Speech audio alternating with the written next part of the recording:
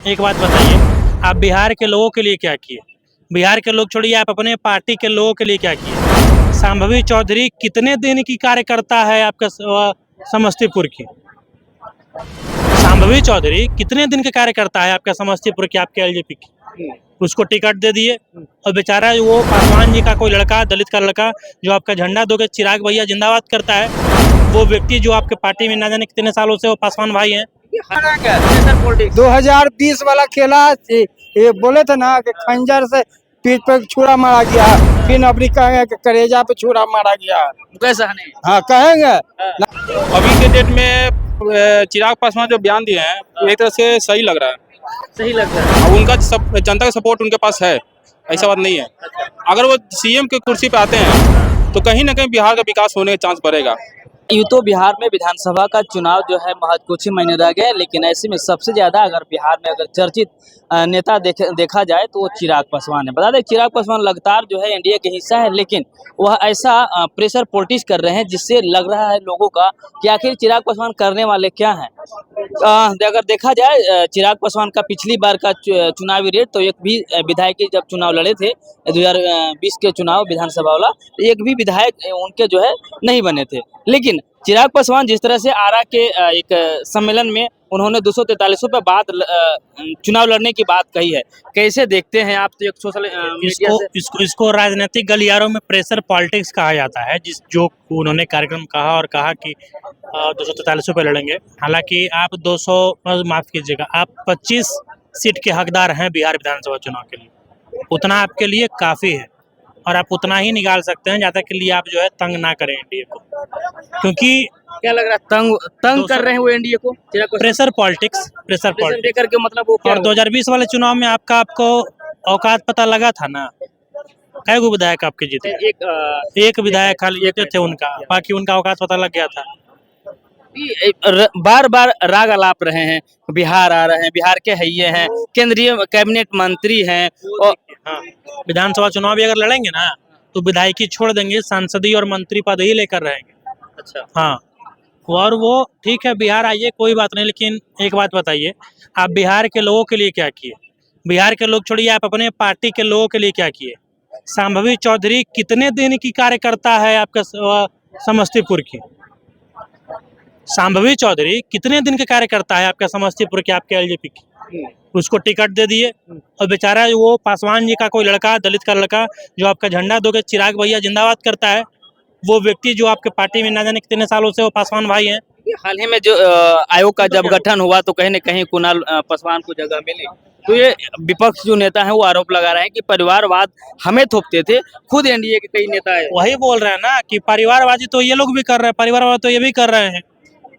शांभवी चौधरी पर सीधा सा मेरा सवाल। बीजेपी साइलेंट है, क्या कहिएगा? चिराग पासवान के हर एक बयान पे बीजेपी अब देखिए, महादलित वोट बैंक, अच्छा, इस मोह से हाँ, वो शांत, बीजेपी शांत है। हाँ। क्या लग रहा है कि मतलब कुछ भी बोल दे सत्ता में रह करके नेता, और देखिए, चिराग पासवान हो चाहे जितना मांझी हो, अभी कितना भी बोल ले, लास्ट में मोदी जी खाली पीठ पे से हाथ रखेंगे, बाकी लोग खुश हो जाएंगे, बोलेंगे मांझी जी बोलेंगे 5 सीट।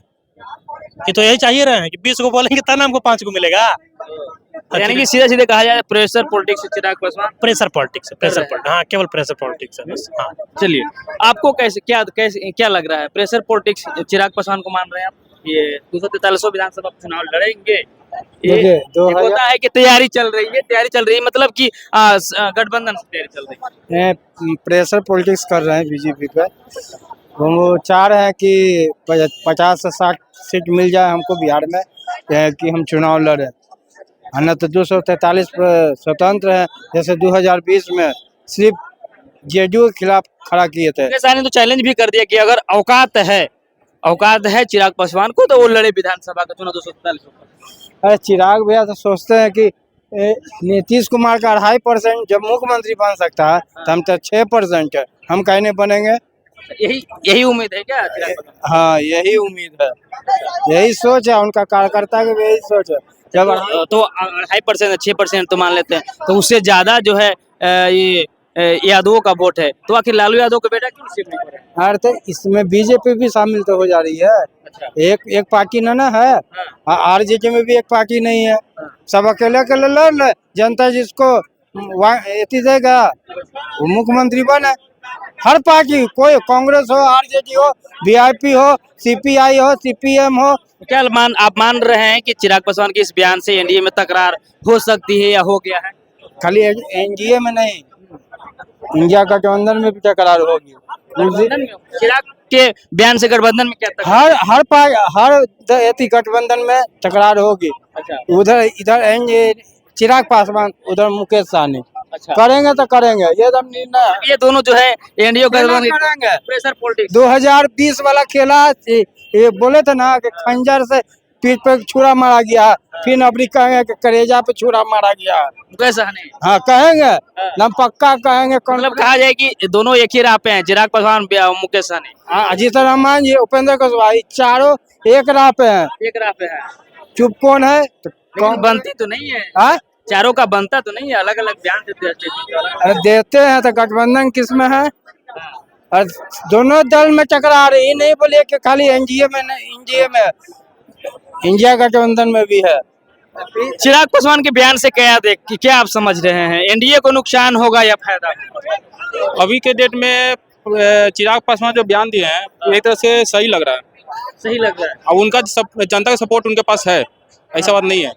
अगर वो सीएम के कुर्सी पे आते हैं तो कहीं ना कहीं बिहार का विकास होने का चांस बढ़ेगा, क्योंकि हमको अब इस बार सरकार चेंज होना चाहिए। लेकिन बिहार में अगर कहा जाए तो मेन भूमिका में बीजेपी है, मेन भूमिका में बीजेपी है। नीतीश जी भले मुख्यमंत्री हैं, तो बीजेपी अगर चाहेगी तभी तो चिराग पासवान को, क्योंकि जो विधायकी का जो सीटें आनी चाहिए चिराग पासवान के, तो उतना है वो नहीं है। तो ये भाजपा अगर सपोर्ट कर देगी हाँ। तो चिराग पासवान को सीएम बनने से कोई रोक नहीं सकता है। भाजपा सपोर्ट करती है तो चिराग पासवान सीएम बन सकते हैं।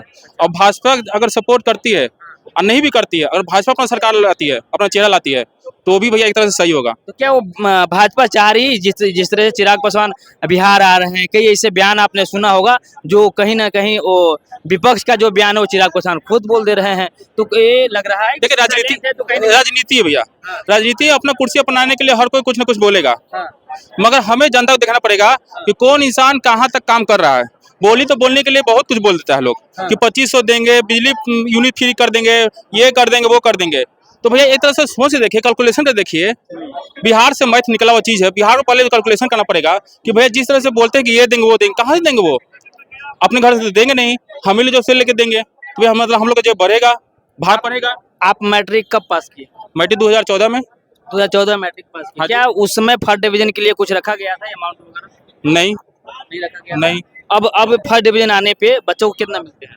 वही शायद 10,000 मिलता है। हाँ, तो आप कैसे अनुमान अगर सरकारें अगर चाहेगी तो कैसे नहीं मुमकिन होगा? सरकार भाई ये तो एक तरफा होता है ना।